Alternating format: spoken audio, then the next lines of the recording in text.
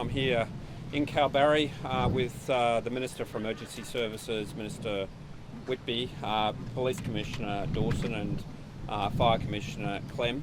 It's fair to say there's a lot of devastation. It looks to me like large parts of Kalbarri and other communities near here are a war zone.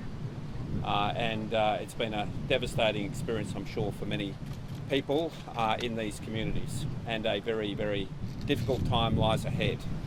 We've flown in and we've looked at the devastation from the air, and we've looked at the areas to the south of here at this point in time.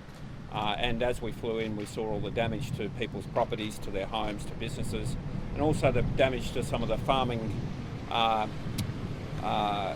hosts or farming communities and farms themselves, and also the damage to power assets leading into town. As we flew over the farmland from Geraldton through to here, a lot of the power poles were actually snapped off. Some of them at the base, some of them halfway up. It shows the enormous power of this cyclone. This was a 1 in 50 year event, an extraordinary cyclone that caused massive amounts of damage throughout this area, throughout this community, and throughout this region. We're very fortunate that in the course of this cyclone there was no serious injury or death.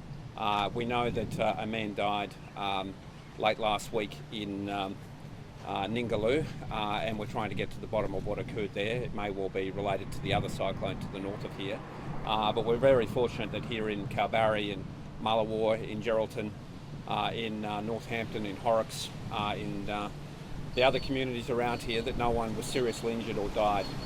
When I look at these properties, and I know that in some of them people were there, it's remarkable that no one was injured or died as a consequence. Absolutely remarkable. We can be very thankful for that. I'd like to thank all of the emergency services personnel, all of the police, Western Power, Water Corporation, communities, all the volunteers, the SES and others, for all of their work over this period of time. The clean-up here is going to be a massive exercise, a massive effort, and I'm sure it will take a considerable period of time. But at this point in time, we have 29,000 people without power throughout the Midwest and the Gascoyne. Power has been restored to Mullewa and I think to Three Springs. Other communities, it may take some time. We're asking tourists not to come in. There's obviously a lot of devastation here, and it's not a time for tourists to visit. Obviously that will be in the future, but not at this point in time. Clearly there'll be an ongoing process of reconstruction.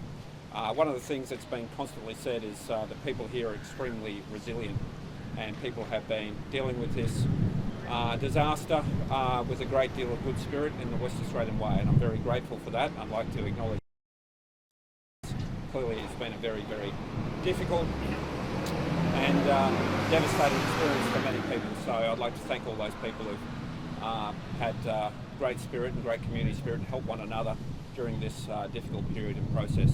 Obviously the reconstruction will take some time. We'll work with the Commonwealth Government and local governments on the emergency funding that will need to be provided to restore in particular the public assets through here, but I just ask people to be patient. It will take some time. The devastation is quite extraordinary.